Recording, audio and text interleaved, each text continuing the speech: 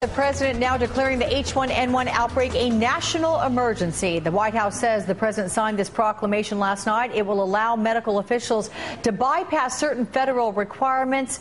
Some officials describe this move as being similar to a declaration ahead of a hurricane making landfall, but certainly a heads up on the White House's front on this. For more on the president's H1N1 emergency declaration, we're going to MSNBC's Mike Vaquera live at the White House. So can you put this in perspective for us? You know, we hear these declarations before a hurricane makes landfall. Right. They're national emergencies. It waives certain federal requirements. How does this work in a health situation like this? Well, it's relatively rare for this to be declared in a health situation. We know this much because last April, when the H1N1 virus first came to the fore of public consciousness, a similar step happened. Federal officials were quick to point out that there's no reason for this to make anybody panic. This is simply something that we're doing in terms of preparation. A lot of it has to do with logistics. Of course, it all happens in the context of a slow delivery of the H1N1 virus. Expectations were raised high. Everybody thought there would be more doses. You've been talking about it all morning, Alex, and now they're talking about November.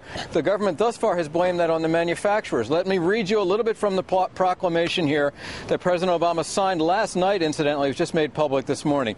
The president says, as a nation, we've prepared at all levels of government. Then he goes on, nevertheless, the 2009 H1N1 pandemic continues to evolve.